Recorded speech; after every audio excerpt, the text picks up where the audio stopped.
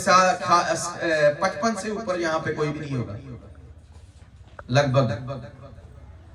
उसके नीचे वाले ही हैं, या 60 का होगा, एक और भाई बैठा है। तो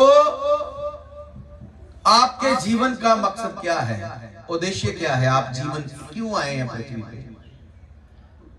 जे बड़ा दिन प्रभु यीशु मसीह का जन्म कैसे हुआ, क्यों हुआ, किस लिए हुआ, ये सब कुछ आज हमें जानना है कि यीशु मसीह तो आया, खुदा का बेटा आया, उसने अपने पिता की इच्छा को पूरा करा। मनुष्य के लिए जो ये वाणी थी, आपको पता है पहले जो पवित्र संदेश होता था वो नबी देते थे, जाजक देते थे, और फिर लोगों को बताया जाता था। लोग सीधा पवित्र कलाम को पढ़ नहीं सकते थे, लेकिन प्रभु यीशु मसीह के आने से मुक्ति का द्वार खुल गया।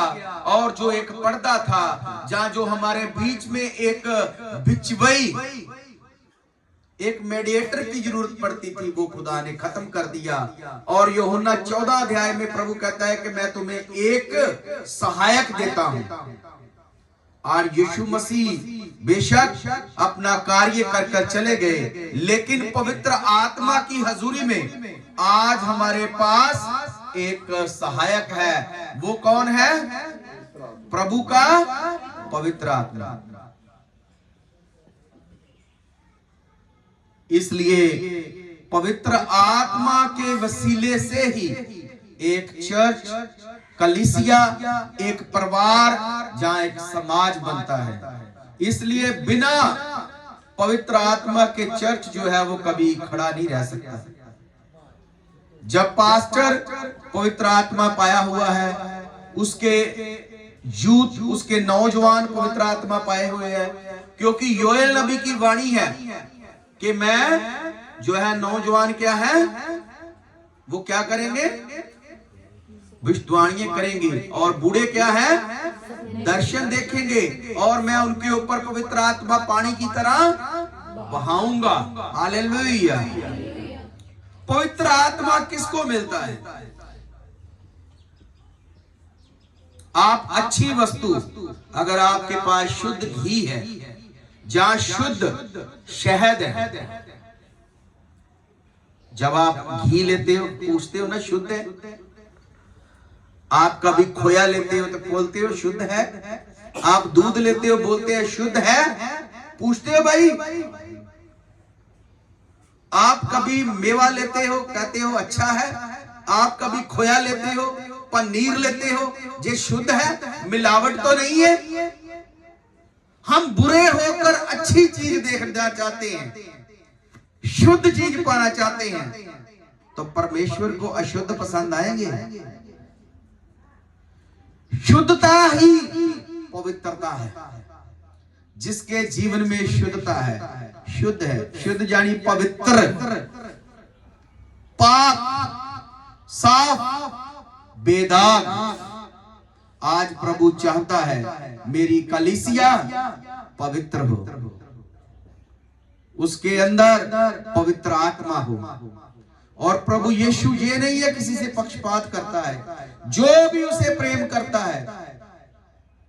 जैसे मैं कल प्रभु के वचन से बात कर रहा था कि वो अपनों के पास आया पर अपनों ने उसे ग्रहण नहीं करा। यूहन्ना 1 अध्याय, यूहन्ना की इंजील 1 अध्याय 8 से 12 तक पढ़ सकते हो। लेकिन जितनों ने उसको ग्रहण किया, उसने उसको अपने पुत्र पुत्रियां होने का अधिकार दिया। जानी जे पहले सबसे यहूदी लोगों के पास यीशु मसीह या पवित्र कलाम पहुंचा, लेकिन उन्होंने ग्रहण नहीं करा। लेकिन दूसरे लोगों ने ग्रहण करा, और वो आज मसीही और प्रभु के दास और दासियां बन गए।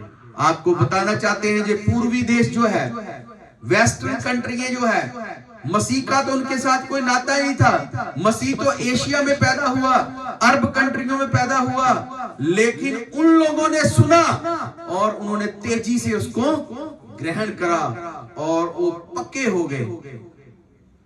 आज हम मसीह के कितना पक्के हैं। देखिए, पहले हम जो है नए नए जब होते हैं विश्वासी, तो हम छोटी छोटी बातें सीखते हैं, लेकिन अब जब हम बढ़ चुके हैं तो हमें पवित्र आत्मा को पाना है।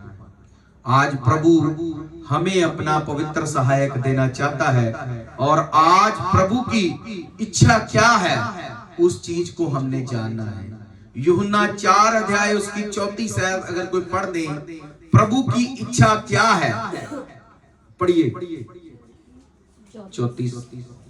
यीशु ने उनसे कहा, मेरा भोजन यह है कि अपने भेजने वाले की इच्छा के अनुसार चलूं और उसका काम पूरा करूं। हालेलुया। यीशु ने लोगों को कहा, मेरा भोजन ये है कि मैं अपने भेजने वाले की इच्छा को पूरा करूं, और उसका जो काम मुझे दिया गया है उसको क्या करूं, पूरा करूं। आपको जो खुदा ने काम दिया है उसको पूरा कीजिए, अधूरा मत छोड़िए, और अपने जीवन में प्रभु की इच्छा को पूरा कीजिए। पहले तो जो विश्वासी है वो पवित्र आत्मा से भरे होने चाहिए। हमारी जो 11 सिद्धांत है सालिसिटर आर्मी के, उसमें तो पहला ही लिखा है कि पुराने और नए नियम की धर्म पुस्तकें हमें दी गई है कि हमें उसके अनुसार चलना है, हमें उन पर ध्यान देना है, उनको पढ़ना है। और विश्वासी के लिए ये है कि वो संपूर्ण रूप से नए तरीके से जन्म ले और पवित्र आत्मा को धारण करे और अपनी गवाही दे।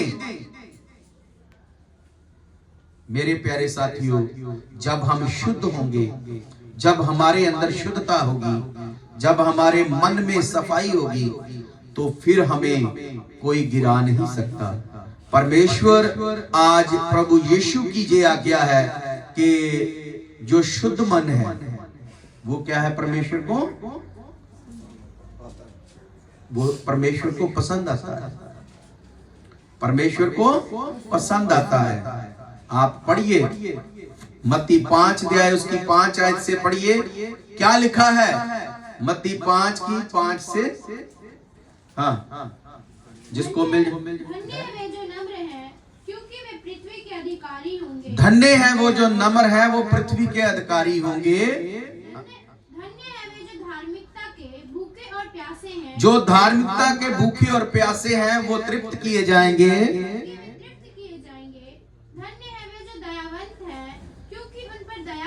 जो दयावंत है उन पर दया की जाएगी। जो शुद्ध है वो परमेश्वर को देखेंगे, वो स्वर्ग में जाएंगे। जो शुद्ध है वो कहां जाएंगे, स्वर्ग में जाएंगे। इस जीवन में दुख उठा लेना, इस जीवन में गरीब रह लेना, इस जीवन में कष्ट सह लेना, इस जीवन में कठोर मेहनत कर लेना, लेकिन ये मत मन में ठान लेना कोई बात नहीं है, नरक भी देखा जाएगा। ये मत कहना, ले काम करना, प्रभु हमें माफ कर दे, हम जैसे भी हैं हम तेरे वफादार रहेंगे, लेकिन हमें अपने राज्य में क्या करना, याद करना, हमें अपने राज्य में पवित्र स्थान देना। जब आप कल देखो, मैंने देखा आज आपके कपड़े कुछ और हैं, कल आपके कपड़े कुछ और थे। क्यों थे? कल क्यों थे? कल आप लोगों का एक बड़ा क्या था, महा उत्सव था, बड़ा प्रोग्राम था, जैसे शादी होती है वैसे लग रहा था। आप लोगों ने बहुत सारे इंतजाम करे थे, और आप लोगों ने हो सकता है नए नए ड्रेस पहने होंगे जो पहली बार आपने पहने होंगे। खास कार्य के लिए खास लिबास।